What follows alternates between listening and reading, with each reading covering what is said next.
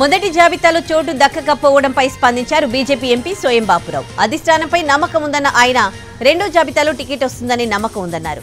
ఎక్కువ మంది పోటీ పడడం వల్లే తొలి జాబితాలో చోటు దక్కలేదన్నారు. తనకంటే బలమైన నాయకుడెవరూ లేరని చెప్పారు. ఎమ్మెల్యేలతో ఎక్కడా గ్యాప్ లేదని, కొంతమంది పనిగట్టుకుని ప్రచారం చేస్తున్నారన్న సోయం బాపురావుతో మా ప్రతినిధి సారంగపాణి ఫేస్ టు ఫేస్.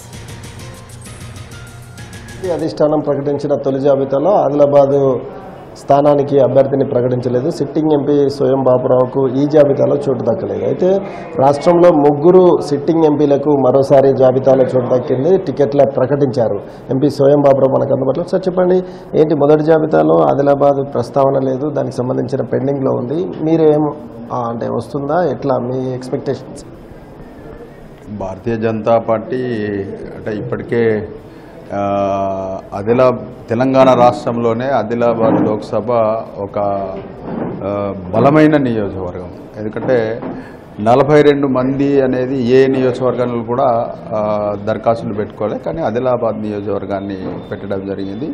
ముఖ్యంగా ఆదిలాబాద్ జిల్లాలో గత ఎన్నికల్లో తెలంగాణ రాష్ట్రంలో 8 ఎమ్మెల్యేలు గెలిస్తే 4 ఎమ్మెల్యేలు ఆదిలాబాద్లో గెలవడం జరిగింది. కాబట్టి దానికోసం ఎక్కువ అభ్యర్థులు ఉండడం వల్ల దాన్ని పార్టీ ఇంకా కూడా సర్వేలు చేయడం జరుగుతుంది. ఎవరైతే గెలిచే గుర్రాలు ఉంటారో వాళ్ళకి ఇస్తారు. అది తప్పనిసరిగా నాకే వస్తుందని నాకైతే ఖచ్చితంగా అధిష్టానం మీద నాకు నమ్మకం ఉంది. ముగ్గురు సిట్టింగ్లకు ఇచ్చారు, కానీ ఆదిలాబాద్ మాత్రం పెండింగ్ పెట్టారు. రకరకాల ప్రచారం కూడా జరుగుతుంది. అట్లాంటి ప్రచారాల్లో నిజం ఉందా? వాస్తవంగా నాకు తెలిసిన సమాచారం అయితే ఆ విధంగా ఏం లేదు. అంటే ఖచ్చితంగా రెండవ జాబితాలో మన పేరు తప్పనిసరిగా ప్రకటిస్తుంది. మోడీ వస్తున్నారు, మోడీ పర్యటన ఉంది, కానీ ఇక్కడ మాత్రం సిట్టింగ్ ఎంపీ ఉన్న సోయం బాపురావు పేరు ప్రకటించలేదు. అంటే మళ్ళీ ఇంకేమన్నా ఆలోచన ఉందా, లేకపోతే సర్వేలో మీకు అంత మైలేజ్ లేదని, సర్వేలో మీ పేరు లేదని ఏమన్నా అనుకోవచ్చా?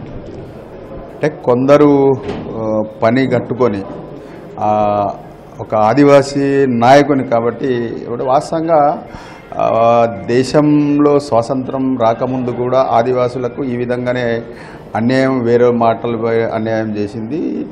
ఇప్పుడు కూడా కొంత ఏ పార్టీలోనైనా కూడా ఆదివాసులు అంటే కొంత చిన్న చూడడం జరుగుతుంది. అదే క్రమంలో మరి నేను కూడా ఒక ఆదివాసీ బిడ్డను కాబట్టి వేరే వాళ్ళు ఏంటంటే ఆదివాసీలు దూరమైనరు అవి ఇవి అనేక రకాలుగా మాయమాటలు చెప్పడం జరిగింది. ఆ మాటలు విని కొంత అధిష్టానం కూడా దాన్ని వెరిఫికేషన్ చేయడానికి ప్రయత్నం చేస్తున్నట్టు నాకు సమాచారం. ఎమ్మెల్యేలు మిమ్మల్ని కాదన్నారని ఒక ప్రచారం జరుగుతుంది. అందరూ సఖ్యతతో ఉన్నారా?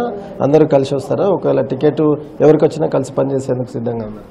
అంటే ఎమ్మెల్యేలు ఎక్కడ కూడా నాకు వ్యతిరేకంగా మాట్లాడలేదు. అది కేవలం కల్పితమైన ప్రచారమే తప్ప వేరేది కాదు. ఖచ్చితంగా కుటుంబంలో ఉన్నప్పుడు చిన్న ఏదన్నా పొరపాట్లు కూడా అవుతాయి. దానికోసం కూడా అనవసరంగా దాన్ని ప్రచారం చేయడం కూడా సరైనది కాదు. ఖచ్చితంగా భారతీయ జనతా పార్టీలో అందరం కలిసే పనిచేస్తాం. తప్పనిసరిగా భారతీయ జనతా పార్టీ ఇక్కడ భారీ మెజార్టీతో గెలవబోతుంది. రెండో జాబితాలో తన పేరు ఉంటుంది, తనకే టికెట్ ఖరారు చేస్తుందనే ఆశాభావాన్ని, ధీమాను సోయం బాపురావు వ్యక్తం చేస్తుంది.